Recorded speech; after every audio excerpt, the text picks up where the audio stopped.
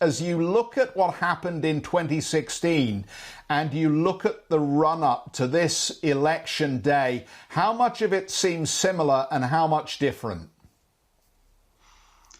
It's both similar and different, and the 2016 forecasts and polls sound eerily familiar in terms of the relative confidence. At that point, they were predicting that maybe 91% probability that Hillary Clinton would win. That was one New York Times poll or confidence projection. But right now, we're hoping that pollsters have fixed some of the errors that happened before. There were some issues with weighting education levels. There were some last-minute swings, but in this case, so many people have voted, and the polls have really tried to correct, but we'll see. Forecasts and polls will only get you so much. There is a lot of uncertainty still. Obviously, we've seen a very high level of postal balloting coming into this. In part, you could say that is because of safety concerns around the pandemic, but what else do you think that reflects in terms of the either the red or the blue? It reflects a lot of anxiety about what's going on in the country. And Democrats in particular have been flocking to early voting and voting by mail. We've had almost 100 million votes cast already before this election day, which is an astounding number. It's nearly 70% of the entire vote total 4 years ago. I think that Democrats in particular have been responding to President Trump's arguments and unfounded allegations about electoral fraud and his claims that elections are rigged.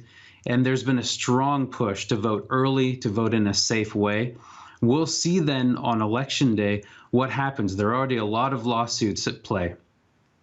Grant, I want to get into what we're going to see on election night, because effectively some of the big social media outlets are concerned that either side might call the election early. They're going to attach some warning labels to tweets if we don't hear it from either state election officials or national media outlets. What is it going to take to hear a concession speech later on? It seems incredibly unlikely that there'd be any concession speech on Tuesday, our election day here in the United States. We're just not going to hear back from all of the key states. There's a chance that we may. It's important to think about the idiosyncrasies here of the U.S. election. We've got an electoral college, and so it may be more aptly described as a whole lot of miniature elections, 51 really, because if you win in one state, more often than not, you get all of those states' electoral votes. And the key point here is that razor-thin margins can decide the election. There were almost 140 million votes cast in 2016, but it was 80,000 votes, more or less, that gave Trump that election. He won Pennsylvania, he won Wisconsin, he won Michigan. He won Pennsylvania by 0.7%. Michigan was 0.2%, and yet that was 46 electoral votes total. And the issue that I'm getting at is this.